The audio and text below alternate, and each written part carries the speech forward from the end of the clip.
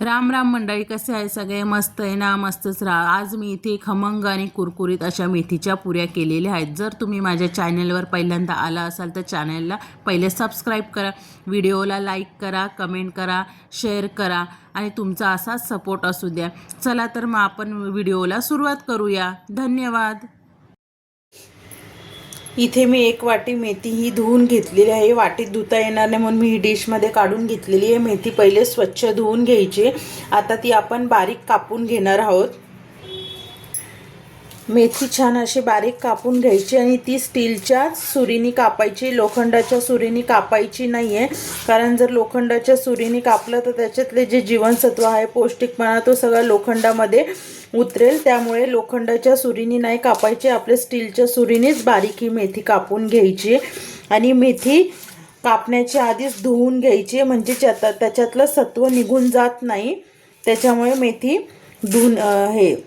धुवून घ्यायची पहिले, त्याच्यानंतरच कापायची. बघा अशा प्रकारे आता मी ही बारीक एकदम मेथी अशी कापून घेतलेली आहे. आपली आता ही मेथी छान अशी बारीक कापून झालेली आहे. याच्यात देठं नाही घ्यायचेत, फक्त पानं घ्यायचे. देठं घेतले ना का आपण जी पुरी करणार आहोत ना ती फुगणार नाही, ती फाटली जाईल. त्याच्यामुळे पुरी बिलकुल फुगणार नाही. त्याच्यामुळे फक्त पानं घ्यायची, देठं नाही घ्यायची. बघा अशी बारीक मेथी कापून घ्यायची आहे. ही अशी मेथी मी आता बारीक कापून घेतलेली आहे. आता ज्या वाटीने मी मेथीची पानं घेतली त्याच वाटीने मी इथे पीठ पण घेते. हे पीठ पण मी एका डिशमध्ये काढून घेतलेलं होतं. हे बघा असं चांगलं मिक्स करून घ्यायचं आहे. आता मी तुम्हाला अजून दाखवेनच पुढे याच्यामध्ये आता काय काय ॲड करायचं आहे. थोडीशी हळद, अर्धा चमचा लाल तिखट, छोटा चमचा धनेपूड, थोड्याशा ओवा आपण अशा चोळून टाकणार आहे.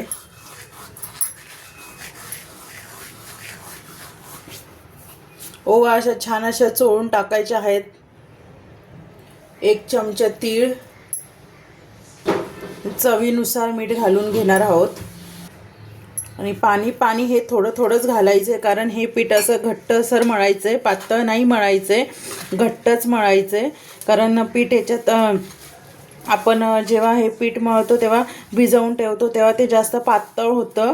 पुरी छान लाटता आली पाहिजे, त्याच्यामुळे पीठ हे असं घट्टसरच आपण मळून घ्यायचं आहे. जास्त पाणी नाही टाकायचं, जेवढं पाहिजे तेवढंच पाणी आपण याच्यात टाकत राहायचं आहे. सॉरी, माझ्याकडनं याच्यात चण्याचं डाळीचं पीठ टाकायचं राहिलेलं आहे. याच्यात मी हे चण्याच्या डाळीचं पीठ ॲड करते 1 चमचा.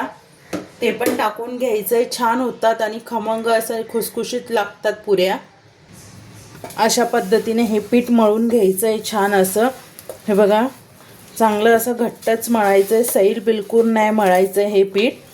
आणि ह्या पुऱ्या संध्याकाळी चहासोबत नाश्त्याला एवढ्या छान लागतात ना. जर कधी कंटाळा आला असेल काही दुसरा नाश्ता बनवायला तर ह्या पुऱ्या झटपट होतात, चहासोबत खूपच छान लागतात.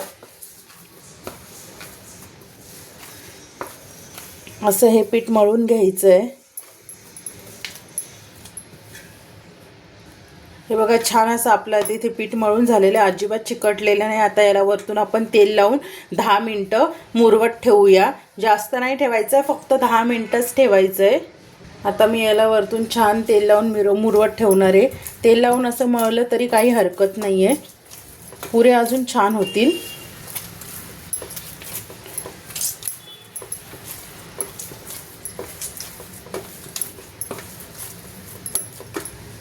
हे बघा छान असं आपलं इथे पीठ मळून झालेलं आहे. इथे वरतून तेल लावलं ना तर कसं पीठ कडक होत नाही, वरतून कडक पापडी येत नाही, त्याच्यामुळे तेल लावून ठेवायचं आहे. आता हे आपण रेस्टसाठी 10 मिनटं ठेवूया. आपले आता इथे 10 मिनटं झालेले आहेत. आता आपण इथे पुऱ्या करायला घेऊया. असा एवढा याचा आपण आता मुंडा करून घेऊया आणि याला पीठ लावून लाटूया. जर तुम्हाला तेल लावून लाटायचं असेल तर तेल लावून लाटलं तरी चालेल. मी इथे पीठ लावून लाटून घेणार आहे. हे बघा मी इथे आता पीठ लावून लाटून घेते.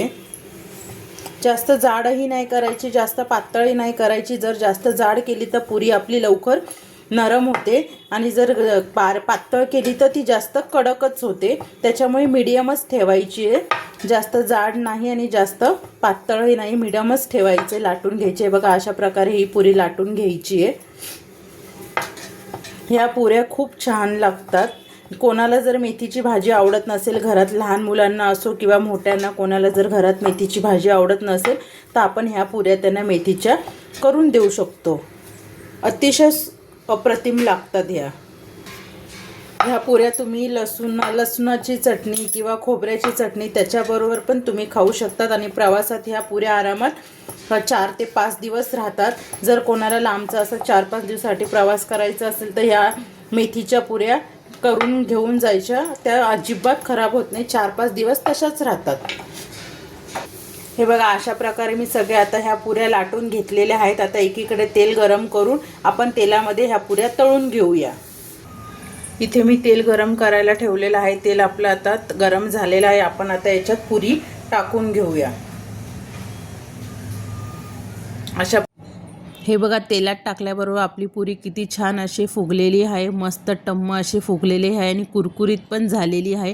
जर पुरी अशी फुगत नसेल तर साईडनी प्रेस करायची, म्हणजे पुरी पटकन अशी फुगली जाते. अशा प्रकारे ह्या पुऱ्या तळून घ्यायच्या आहेत.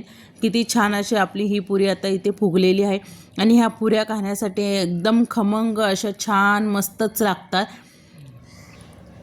संध्याकाळच्या नाश्त्यासाठी जर तुम्हाला दुसरं काही वेगळं बनवायचं असेल तर तुम्ही ह्या मेथीच्या खमंग अशा पुऱ्या पटकन झटपट बनवू शकतात. 10 ते 15 मिनटंच लागतात ह्या पुऱ्या बनवायला, जास्त वेळ नाही लागत. हे बघा, किती छान आपल्या ह्या पुऱ्या तयार झालेल्या आहेत. जर व्हिडिओ आवडल्यास नक्कीच सबस्क्राईब करा, लाईक करा, शेअर करा आणि तुमचा असाच सपोर्ट असू द्या. माझ्या चॅनलवर जर पहिल्यांदा आला असाल तर पहिले सबस्क्राईब करा. धन्यवाद.